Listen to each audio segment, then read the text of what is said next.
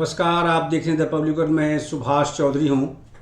लोकसभा चुनाव की घोषणा के साथ ही प्रत्याशियों की घोषणा भी शुरू हो चुकी है। भारतीय जनता पार्टी लगातार बढ़त बनाए हुए इस मामले में अब तक उन्होंने 5 सूचियां जारी कर दी हैं अपने प्रत्याशियों की। पांचवी सूची उनकी 111 प्रत्याशियों की है, जिनमें से कई बड़े नाम आश्चर्यजनक रूप से गायब हैं, जबकि कुछ नए नाम इसमें शामिल किए गए हैं। हालांकि उनकी संभावना पहले से जताई जा रही थी, लेकिन कुछ नाम अवश्य चौंकाने वाले हैं, जिन्हें हटाए गए हैं और जिन्हें इसमें जोड़े गए हैं। और इस लिस्ट में भारतीय जनता पार्टी ने उत्तर प्रदेश, बिहार, तेलंगाना, आंध्र प्रदेश, महाराष्ट्र, गोवा, गुजरात, पूर्वोत्तर के राज्यों के लोकसभा प्रत्याशियों की घोषणा की है। अगर मैं बात करूं कुछ ऐसे नाम जो चौंकाने वाले हैं, जैसे वरुण गांधी, मेनका गांधी के पुत्र, जो पीलीभीत से लोकसभा सांसद थे भारतीय जनता पार्टी के, इस बार भाजपा ने उनको टिकट नहीं दिया है। वहाँ से जितिन प्रसाद को टिकट दिया। जितिन प्रसाद उत्तर प्रदेश में मंत्री भी हैं और पिछले वर्ष में ही वो भाजपा में शामिल हुए थे और तत्काल उन्हें मंत्री बनाया गया था। उसके बाद भाजपा का उनको विधायक के लिए टिकट दिया गया था, विधायक बने और अब उनको सांसद के लिए यानी लोकसभा के लिए टिकट दिया गया है। इसी तरह से जनरल वीके सिंह जो केंद्रीय मंत्री हैं, लगातार दोनों ही टर्म में मोदी जी के साथ उनकी कैबिनेट में मंत्री रहे हैं और अभी हैं, लेकिन उन्हें ना तो राज्यसभा का टिकट पिछले दिनों दिया गया और ना ही अब उन्हें लोकसभा का टिकट दिया गया है। वो गाजियाबाद से चुनाव लड़कर आते थे, गाजियाबाद से किसी दूसरे व्यक्ति को टिकट दे दिया गया है। इसी तरह से बरेली से संतोष गंगवार हैं, उनको भी टिकट नहीं दिया गया है, दूसरे व्यक्ति को टिकट दिया गया है। और कुछ नए नाम ऐसे हैं जो कांग्रेस पार्टी में अब तक थे और अब भाजपा में शामिल हुए एक दिन पहले, और उसी दिन उनको लोकसभा के प्रत्याशी के तौर पर टिकट थमा दिया गया भाजपा की ओर से। उनमें से प्रमुख उद्योगपति नवीन जिंदल हैं, जो जिंदल यूनिवर्सिटी के चांसलर भी हैं और जिंदल जो स्टील जो ग्रुप है, औद्योगिक समूह है, बड़ा समूह है इस देश का, उसके वो चेयरमैन भी हैं और बड़े उद्योगपति ओपी जिंदल के पुत्र हैं। उनकी माता सावित्री जिंदल कांग्रेस पार्टी से यानी हरियाणा में भूपेंद्र सिंह हुड्डा कैबिनेट में लगातार मंत्री रही हैं।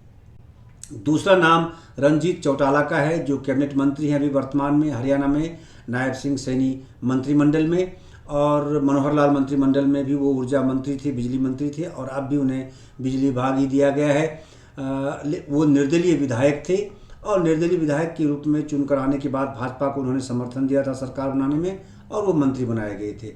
अब उन्होंने भाजपा का दामन एक दिन पहले थाम लिया है और उन्हें हिसार लोकसभा क्षेत्र से प्रत्याशी भाजपा ने बनाया है। आइए आपको दिखाता हूं कि आज की सूची में वो कौन कौन से चौंकाने वाले नाम हैं, कौन से नए नाम हैं, कौन से पुराने नाम इसमें से हटा दिए गए हैं। इसमें बहुतायत ऐसे नाम हैं जो पुराने सांसद रहे हैं, यानी निवर्तमान सांसद हैं, उनको इस बार भाजपा ने टिकट नहीं दिया है।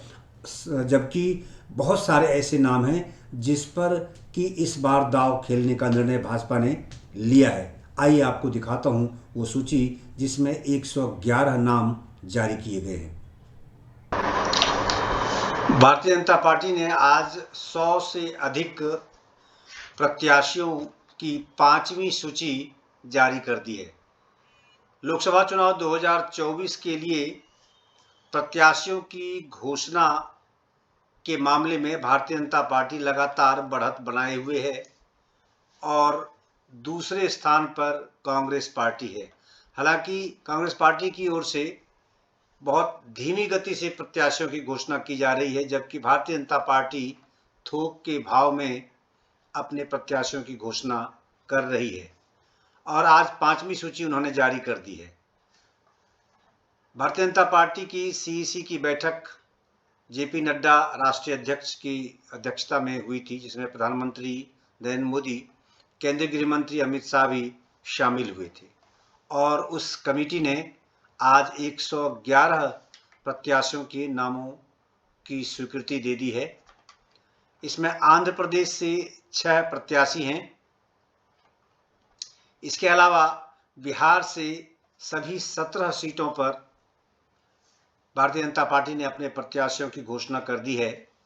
इसमें अधिकतर प्रत्याशी पुराने हैं, जैसे पश्चिम चंपारण डॉक्टर संजय जायसवाल, पूर्वी चंपारण राधा मोहन सिंह जो पूर्व केंद्रीय कृषि मंत्री हैं, मधुबनी से अशोक कुमार यादव, अररिया से प्रदीप कुमार सिंह, दरभंगा से गोपाल जी ठाकुर, ये पहले भी वहां से सांसद हैं भाजपा के, मुजफ्फरपुर राजभूषण निषाद, महाराजगंज जनार्दन सिंह सिग्रीवाल पहले से भी लोकसभा के सांसद वहीं से थे भारतीय जनता पार्टी के, सारण से राजीव प्रताप रूडी पूर्व केंद्रीय मंत्री हैं, पहले भी सांसद वहीं से थे, पार्टी ने फिर इनको टिकट दे दिया है। उजियारपुर नित्यानंद राय जो केंद्रीय गृह राज्य मंत्री हैं, बड़े चर्चित चेहरे हैं भारतीय जनता पार्टी के लिए बिहार में, इनको फिर उजियारपुर से टिकट दिया गया। बेगूसराय से गिरिराज सिंह केंद्रीय मंत्री हैं, जो बहुत मोदी सरकार में सबसे अधिक बोलने वाले मंत्री हैं। लगातार जब हिंदू मुस्लिम की बात आती है, कोई ऐसा मुद्दा उठता है तो उसमें बड़ी तेज गति से प्रतिक्रिया देते हैं। गिरिराज सिंह बेगूसराय से पुनः टिकट हासिल करने में कामयाब रहे हैं। पटना साहिब से रविशंकर प्रसाद पूर्व केंद्रीय कानून मंत्री, आईटी मंत्री भी रहे हैं, उनको दोबारा पटना साहिब से फिर पार्टी ने टिकट दे दिया है। वरिष्ठ नेता हैं भारतीय जनता पार्टी के और वरिष्ठ वकील भी हैं। पाटलिपुत्र से रामकृपाल यादव को दोबारा भारतीय जनता पार्टी ने टिकट दे दिया है। आरके सिंह आरा से जो बिजली मंत्री केंद्र में हैं, उन्हें फिर वहां से भारतीय जनता पार्टी ने टिकट दे दिया है। बक्सर से मिथिलेश तिवारी, सासाराम से शिवेश राम, औरंगाबाद से सुशील कुमार सिंह और नवादा से विवेक ठाकुर, यानी कुल 17 उम्मीदवारों की घोषणा भारतीय जनता पार्टी ने कर दी है। और वहां भाजपा जदयू के साथ साथ रामविलास पासवान जो की पार्टी है लोजपा, उसके साथ गठबंधन है और उसमें से 17 सीटों पर भाजपा इस बार बिहार में अपना प्रत्याशी उतारेगी, जबकि 18 सीटों पर जनता दल यू यानी नीतीश कुमार की पार्टी उतारेगी और 6 सीटों पर लोजपा रामविलास उतारेंगे, जो उनके बेटे चिराग पासवान जिस पार्टी के अभी वर्तमान में अध्यक्ष हैं। गोवा से 1 सीट पर घोषणा की गई है। उसके बाद गुजरात से भी 6 सीटों के लिए प्रत्याशियों की घोषणा कर दी गई है। महसाना हरिभाई पटेल, साबरकांठा शोभनाबेन महन सिंह बरैया, सुरेंद्रनगर चंदू छगन भाई सोहरा, जूनागढ़ राजेश भाई चुरासमा, अमरेली भरत भाई मनु भाई सुतारिया, बड़ोदरा डॉक्टर हेमंग योगेश चंद्र जोशी। हरियाणा से भी 4 प्रत्याशियों की घोषणा कर दी गई है। 4 सीट, हालांकि इससे पहले की सूची में भी घोषणा की गई थी। इन 4 सीटों में से सबसे प्रमुख सीट है कुरुक्षेत्र, जो कि प्रमुख उद्योगपति नवीन जिंदल को प्रत्याशी यहां से भाजपा ने बनाया है और आज ही उन्होंने भाजपा ज्वाइन की है। इससे पहले वो कांग्रेस पार्टी से 2 बार लोकसभा सांसद कुरुक्षेत्र से रहे हैं। उनकी माता सावित्री जिंदल कांग्रेस पार्टी के शासनकाल में, भूपेंद्र सिंह हुड्डा के शासनकाल में कैबिनेट मंत्री रही हैं लगातार, और नवीन जिंदल देश के प्रमुख उद्योगपति रहे ओपी जिंदल के सुपुत्र हैं, जो जिंदल ग्रुप के चेयरमैन भी हैं। नवीन जिंदल कांग्रेस पार्टी में थे, आज उन्होंने कांग्रेस पार्टी त्याग कर अब भाजपा ज्वाइन कर लिया है, उन्हें लोकसभा का टिकट भी दे दिया गया है। हिसार से रंजीत चौटाला जो बिजली मंत्री वर्तमान में हैं हरियाणा में, मनोहर लाल कैबिनेट में थे और उसके बाद जब नायब सिंह सैनी को मुख्यमंत्री बनाया गया हाल फिलहाल में, तो उस कैबिनेट में भी इनको बर्थ मिली और अब ये निर्दलीय विधायक थे। आज उन्होंने भाजपा ज्वाइन कर लिया और आज ही उनके नाम की घोषणा हिसार से लोकसभा प्रत्याशी के रूप में पार्टी ने कर दी है। सोनीपत से मोहनलाल बडोली, ये नया नाम है, यहाँ पार्टी ने अपने पुराने कैंडिडेट को बदल दिया है। रोहतक से पुराने कैंडिडेट डॉक्टर अरविंद कुमार शर्मा को ही पार्टी ने दोहराया है। हिमाचल से 2 सीटों पर घोषणा की गई है। इसमें कांगड़ा डॉक्टर राजीव भारद्वाज हैं, जबकि मंडी से बहुचर्चित अभिनेत्री कंगना रनौत है, जो लगातार प्रधानमंत्री के पक्ष में बैटिंग करती रही हैं। पिछले 2-3-4 वर्षों में बड़ी चर्चित रही हैं राजनीतिक मुद्दों पर भी अपने बयान देने के लिए। कंगना रनौत मंडी से लोकसभा चुनाव लड़ेंगी भारतीय जनता पार्टी की प्रत्याशी के रूप में। झारखंड से 3 सीटों पर घोषणा किए गए। दुमका से सीता सोरेन, जो झारखंड की पूर्व मुख्यमंत्री हेमंत सोरेन की भाभी हैं, और अभी 2-3 दिन पहले ही इन्होंने भाजपा ज्वाइन किया है। उस पार्टी को बाय बाय करके भाजपा में आई हैं, और अब उनको वहां से लोकसभा का प्रत्याशी भाजपा ने बनाया है दुमका से। और चतरा से कालीचरण सिंह, धनबाद से ढूलू महतो। कर्नाटक में 4 लोकसभा क्षेत्रों के लिए भाजपा ने अपने प्रत्याशियों की घोषणा की है। बेलगाम से जगदीश शेट्टार हैं, जो पूर्व मुख्यमंत्री भी हैं कर्नाटक के। रायचूर से राजा अमरेश्वर नायक को दिया गया है। उत्तर कन्नड़ से विश्वेश्वर हेगड़े कगेरी, और चिकबल्लापुर डॉक्टर के सुधाकर को भाजपा ने अपना प्रत्याशी बनाया है। केरल से भी 4 सीटों के लिए प्रत्याशियों की घोषणा की गई है। महाराष्ट्र से 3 सीटों पर भाजपा ने अपने प्रत्याशियों को हरी झंडी दी है। भंडारा गोदिया से सुनील बाबूराव मेंढे, गढ़चिरौली चिबूर से अशोक महादेव राव नीते, सोलापुर से राम सातपुते, और मिजोरम से 1 सीट पर। ओडिशा से 3 सीटों पर, क्योंकि ओडिशा में भाजपा और बीजू जनता दल के बीच में चुनावी गठबंधन नहीं हो पाया, तो इस प्रकार की खबरें आई हैं कि अब दोनों पार्टियां अलग अलग चुनाव वहां लड़ेंगी अपने अपने दम पर ही, और लगभग सभी सीटों पर संभवतः भाजपा अपने उम्मीदवार वहां उतारेगी। उनमें से 3 सीटों के लिए आज घोषणा की गई है। बाढ़गढ़ प्रदीप पुरोहित, सुंदरगढ़ जुएल ओरांव, और संबलपुर धर्मेंद्र प्रधान। धर्मेंद्र प्रधान केंद्रीय मंत्री, केंद्रीय शिक्षा मंत्री हैं। इनके बारे में अभी तक, हालांकि राज्यसभा के सदस्य थे, इनके बारे में पहले से ही ये कयास लगाया जा रहा था, क्योंकि इनको इस बार राज्यसभा का टर्म समाप्त होने के बाद इनको टिकट राज्यसभा का नहीं दिया गया था, वहां से सदस्य नहीं बनाया गया। तो इसीलिए उस वक्त ये तभी से संभावना यह जताई जा रही थी कि धर्मेंद्र प्रधान संभवतः लोकसभा का चुनाव लड़ेंगे, और अब इस सूची में उनका नाम आ गया है। संबलपुर से वो इस बार लोकसभा का चुनाव लड़ेंगे, केंद्रीय शिक्षा मंत्री हैं। सुंदरगढ़ से जुएल ओराम पहले भी सांसद भाजपा के रहे हैं, उनको दोहराया गया है। फिर उनको ये आदिवासी क्षेत्र से हैं और आदिवासी समाज से भी आते हैं, बड़ा प्रतिष्ठित नाम है इनका। इनको भाजपा ने फिर प्रत्याशी बनाया है। इसके बाद अब उड़ीसा से ही और भी बहुत सारे प्रत्याशियों को, लगभग 21 प्रत्याशियों के नामों की घोषणा उन्होंने कर दी है।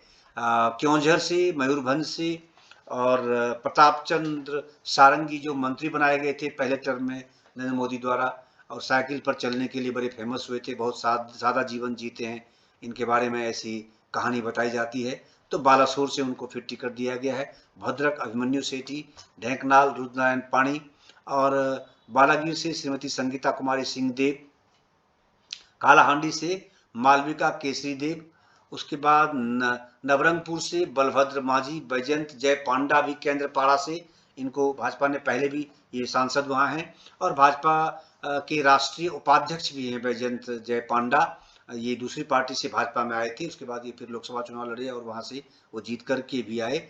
तो बैजयंत पांडा, जय पांडा को केंद्रपाड़ा से भाजपा ने पुनः टिकट दिया है। अभी वर्तमान में भारतीय जनता पार्टी के राष्ट्रीय उपाध्यक्ष हैं। और जगत सिंहपुर, उसके बाद पुरी से डॉक्टर संबित पात्रा बहुत चर्चित नाम है, और पूरी तरह परिचित चेहरा है पूरे देश के लिए, क्योंकि भारतीय जनता पार्टी के राष्ट्रीय प्रवक्ता हैं और बड़े तेज तर्रार प्रवक्ता माने जाते हैं।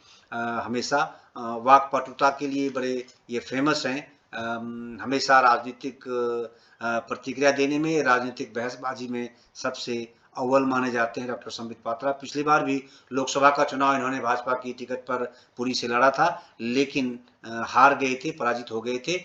इस बार पुनः पार्टी ने इनको लोकसभा का टिकट दिया है, वहां से खड़ा होने की अनुमति दी है। भुवनेश्वर से अपराजिता सारंगी, अस्का से अनिता शुभदर्शनी, ब्रह्मपुर से प्रदीप कुमार पानिग्रही, और कोरापुट से कालीराम माझी को भाजपा ने टिकट दिया है। राजस्थान से राजस्थान से 7 सीटों पर प्रत्याशी घोषित किए गए हैं इस सूची में। गंगानगर से प्रियंका बालन और झुंझुनू से शुभकरण चौधरी, जयपुर ग्रामीण से राव राजेंद्र सिंह, जयपुर मंजू शर्मा और टोंक सवाई माधोपुर से सुखवीर सिंह जौनपुरिया। ये पहले भी वहां से थे, सुखवीर सिंह जौनपुरिया पहले भी लोकसभा का चुनाव वहां से लड़ चुके हैं, भाजपा के सांसद थे, वर्तमान सांसद हैं और फिर दोबारा भाजपा ने इनको वहां टिकट दे दिया है। हालांकि ये हरियाणा से ये विधायक भी रहे हैं। और अब अजमेर से भागीरथ चौधरी को दिया गया है भाजपा से टिकट और राजसमंद से महिमा विश्वेश्वर सिंह को दिया गया है। सिक्किम से एक सीट पर प्रत्याशी घोषित किए गए हैं। उसके बाद तेलंगाना में वारंगल से अरूरी रमेश को दिया है, खम्मम से तंद्रा विनोद राव को भाजपा ने टिकट दिया है। इसके बाद उत्तर प्रदेश की बात अगर मैं करूं तो उत्तर प्रदेश में इस सूची में हालांकि पहले भी घोषणा की गई है, पहली सूची से ही उत्तर प्रदेश के प्रत्याशियों की घोषणा लगातार की जा रही है, क्योंकि देश में लोकसभा में सर्वाधिक सीटें 80 सीटें उत्तर प्रदेश राज्य से है। तो पहली सूची में भी उत्तर प्रदेश के प्रत्याशियों की घोषणा की गई, जिसमें सबसे पहला नाम देश के प्रधानमंत्री नरेंद्र मोदी का था, जो वाराणसी से चुनाव लड़ते हैं और इस बार भी फिर वहीं से तीसरी बार फिर वाराणसी से वो चुनाव लड़ने वाले हैं। अब इस बार इसमें उत्तर प्रदेश से 13 प्रत्याशियों की घोषणा की गई है। इनमें सहारनपुर से राघव लखनपाल को टिकट दिया गया है, मुरादाबाद सर्वेश सिंह है, मेरठ से अरुण गोविल ये चर्चित नाम है। हालांकि वर्तमान पीढ़ी कम जानती होगी, लेकिन अगर रामायण आपने पुराना रामायण देखा हो सीरियल, तो उसमें अरुण गोविल राम का एक्टिंग इन्होंने किया था। अरुण गोविल बहुत चर्चित चेहरा है। मेरठ से इनको भाजपा ने लोकसभा का प्रत्याशी के रूप में उतारा है। गाजियाबाद से अतुल गर्ग गाजियाबाद से बदल गया है। यहाँ जनरल वीके सिंह चुनाव लड़ते रहे हैं, जो केंद्रीय मंत्री भी हैं लगातार। पहले टर्म में भी वो मंत्री थी, दूसरे टर्म में भी उनको मंत्री बनाया गया था मोदी जी के मंत्रिमंडल में। और इस बार लेकिन आश्चर्यजनक बात है कि गाजियाबाद से इस बार वो चुनाव नहीं लड़ रहे, यानी उनको पार्टी ने टिकट नहीं दिया है, इस सूची में उनका नाम नहीं है। तो गाजियाबाद से अतुल गर्ग को भाजपा ने अपना प्रत्याशी बनाया है। अलीगढ़ से सतीश गौतम को, हाथरस से अनूप वाल्मीकि को, बदायूं से दुर्विजय सिंह शाक्य को, बरेली से छत्रपाल सिंह गंगवार, बरेली में भी संतोष गंगवार का टिकट कट गया है, वहां से भाजपा ने इस बार छत्रपाल सिंह गंगवार को लोकसभा का प्रत्याशी बनाया है। पीलीभीत से जितिन प्रसाद है, ये भी एक नया नाम सामने है। जितिन प्रसाद वही हैं जो कि मंत्री थे योगी सरकार में, और ये विधायक भी हैं, जीत कर आए हैं दोबारा फिर, और इस बार पार्टी ने इनको लोकसभा का प्रत्याशी वहां से बनाया है। पीलीभीत से बड़ा नाम मेनका गांधी के पुत्र वरुण गांधी का टिकट काट दिया गया है। यह आशंका पहले से ही प्रबल थी, क्योंकि वरुण गांधी जिस तरह से जिग-जैग कर रहे थे भाजपा के साथ पिछले 3-4 वर्षों में, जिस तरह से उन्होंने प्रतिक्रिया व्यक्त की है भाजपा की नीतियों रीतियों के खिलाफ, कई बार प्रधानमंत्री द्वारा उठाए गए कदमों की भी उसने तीव्र आलोचना की थी। तो इसलिए इस बात की आशंका पहले से जताई जा रही थी कि वरुण गांधी संभवतः इस बार भाजपा की सूची में प्रत्याशी के तौर पर नहीं होंगे। तो क्योंकि पीलीभीत से वो चुनाव लड़ते रहे हैं, अब यह देखना होगा कि वरुण गांधी कहां से चुनाव लड़ते हैं और अगला राजनीतिक कदम उनका क्या होगा। हाँ, पिछले दिनों चर्चा इस प्रकार की आ रही थी कि वो सपा से चुनाव लड़ सकते हैं, अमेठी से चुनाव लड़ सकते हैं, कभी उनका नाम बरेली से चुनाव लड़ने की बात आती थी। तो अब देखना होगा कि वो क्या अगला कदम उठाते हैं। और क्योंकि ये इंटरेस्टिंग इसलिए भी है कि उनकी माता मेनका गांधी को भाजपा ने फिर टिकट दे दिया है। 2014 में भी वहां से जीती थी, 2019 में भी वहां से सुल्तानपुर से वो प्रत्याशी थी। पहले मोदी मंत्रिमंडल में, मतलब मोदी 1 में वो कैबिनेट मंत्री थी और मोदी 2 में उनको मंत्री नहीं बनाया गया था, लेकिन सांसद रही है लगातार। और हालांकि उनकी ओर से कभी भी भाजपा के खिलाफ या भाजपा नेतृत्व के खिलाफ कोई प्रतिक्रिया कभी सुनने को नहीं मिलती रही है। तो संभवतः इसीलिए भाजपा ने बड़ा सधा हुआ कदम उठाया है और मेनका गांधी को सुल्तानपुर से फिर तीसरी बार टिकट देकर यहाँ से उनको खड़ा किया है। और अब कानपुर से रमेश अवस्थी हैं, बाराबंकी से राजरानी रावत हैं, बहराइच से डॉक्टर अरविंद गौर को टिकट दिया है भाजपा ने। पश्चिम बंगाल से भी प्रत्याशियों की घोषणा कर दी गई है। इसमें 19 प्रत्याशियों की घोषणा की गई है। इस सूची में पश्चिम बंगाल से जलपाईगुड़ी दार्जिलिंग डॉक्टर जयंत राय, दार्जिलिंग राजू बिष्ट, रायगंज कार्तिक पॉल, धनंजय घोष। ये स्टेट इस बार भाजपा के लिए बड़ा महत्वपूर्ण होने वाला है और बड़ी भीषण राजनीतिक लड़ाई वहां देखने को मिलेगी इस बार लोकसभा चुनाव के दौरान। तो इसीलिए बहुत सोच समझ कर इस बार भारतीय जनता पार्टी नेतृत्व ने वहां टिकट बांटे हैं। बैरकपुर से अर्जुन सिंह को दिया है, दमदम से शीलभद्र दत्त को दिया है और वसीरहाट रेखा पात्रा को दिया है। मथुरापुर से अशोक पुरकैत, उसके बाद कोलकाता दक्षिण से देवाश्री चौधरी पहले से भी वहाँ भाजपा की सांसद हैं और बड़ी वोकल हैं, हमेशा संसद में बहुत बोलती रहती हैं। कोलकाता उत्तर डॉक्टर तपस राय को दिया, उलबेरिया डॉक्टर अरुण उदय पाल चौधरी को और श्रीरामपुर कबीर शंकर बोस को, आरामबाग से अरूप कांति दीगर, तामलुक से जस्टिस अभिजीत गंगोपाध्याय। ये जस्टिस अभिजीत गंगोपाध्याय वही हैं जो कोलकाता हाई कोर्ट से जिन्होंने हाल में ही रिजाइन देकर और भाजपा ज्वाइन किया और अब उनको टिकट दे दिया गया लोकसभा चुनाव लड़ने के लिए। बहुत विवादित रहे हैं अपने बयान की दृष्टि से, इन पर बहुत सारे आरोप लोग लगाते रहे राजनीतिक दृष्टि से।